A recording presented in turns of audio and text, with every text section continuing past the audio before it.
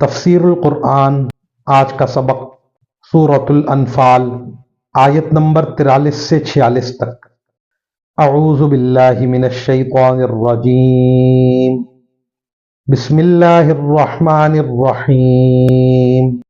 اذ یریکہم اللہ فی منامک قلیلا وَلَوْ أَرَاكَهُمْ كَثِيرًا لَفَشِلْتُمْ وَلَتَنَازَعْتُمْ فِي الْأَمْرِ وَلَكِنَّ اللَّهَ سَلَّمَ إِنَّهُ عَلِيمٌ بِذَاتِ الصُّدُورِ وَإِذْ يُرِيكُمُوهُمْ إِذِ الْتَقَيْتُمْ فِي أَعْيُنِكُمْ قَلِيلًا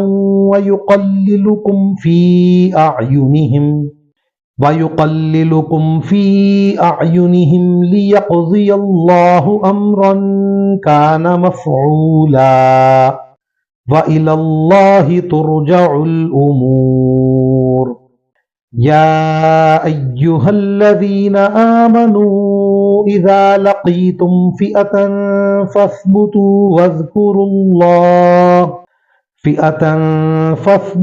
واذكروا الله كثيرا لعلكم تفلحون وأطيعوا الله ورسوله ولا تنازعوا فتفشلوا وتذهب ريحكم واصبروا إن الله مع الصابرين۔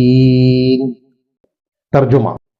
اور اے پیغمبر، وہ وقت یاد کرو جب اللہ خواب میں تمہیں ان دشمنوں کی تعداد کم دکھا رہا تھا، اور اگر تمہیں ان کی تعداد زیادہ دکھا دیتا تو اے مسلمانوں تم ہمت ہار جاتے اور تمہارے درمیان اس معاملے میں اختلاف پیدا ہو جاتا، لیکن اللہ نے تمہیں اس سے بچا لیا۔ یقیناً وہ سینوں میں چھپی باتیں خوب جانتا ہے۔ اور وہ وقت یاد کرو کہ جب تم ایک دوسرے کے مد مقابل آئے تھے تو اللہ تمہاری نگاہوں میں ان کی تعداد کم دکھا رہا تھا اور ان کی نگاہوں میں تمہیں کم کر کے دکھا رہا تھا، تاکہ جو کام ہو کر رہنا تھا اللہ اسے پورا کر دکھائے، اور تمام معاملات اللہ ہی کی طرف لوٹائے جاتے ہیں۔ اے ایمان والو، جب تمہارا کسی گروہ سے مقابلہ ہو جائے تو ثابت قدم رہو اور اللہ کا کثرت سے ذکر کرو تاکہ تمہیں کامیابی حاصل ہو، اور اللہ اور اس کے رسول کی اطاعت کرو اور آپس میں جھگڑا نہ کرو، ورنہ تم کمزور پڑ جاؤ گے اور تمہاری ہوا اکھڑ جائے گی، اور صبر سے کام لو۔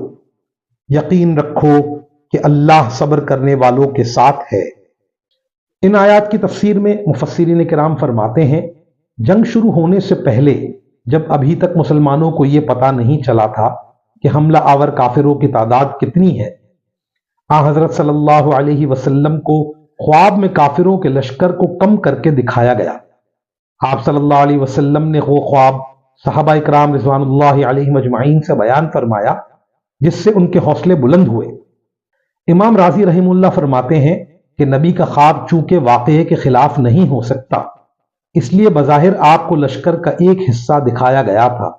آپ نے اسی حصے کے بارے میں لوگوں کو بتایا کہ وہ تھوڑے لوگ ہیں، اور بعض حضرات نے یہ بھی فرمایا ہے کہ خواب میں جو چیز دکھائی جاتی ہے وہ عالم مثال سے تعلق رکھتی ہے، عین وہ چیز مراد نہیں ہوتی جو خواب میں نظر آ رہی ہو، اسی لیے خواب میں تعبیر کی ضرورت پڑتی ہے۔ لہذا خواب میں سارے لشکر کی تعداد اگرچہ واقعی کم دکھائی گئی، لیکن اس کمی کی اصل تعبیر یہ تھی کہ سارا لشکر بے حیثیت ہے۔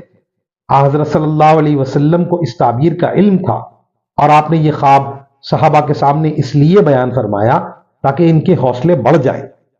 مزید فرمایا کہ اس خواب کے علاوہ بیداری کا واقعہ ہے جو عین اس وقت پیش آیا جب دونوں لشکر آمنے سامنے آ گئے۔ اس وقت اللہ تعالیٰ نے مسلمانوں پر کچھ ایسی کیفیت طاری فرما دی کہ کفار کا وہ لشکر جرار ان کو بہت معمولی محسوس ہوا۔ وآخر دعوانا ان الحمد للہ رب العالمین۔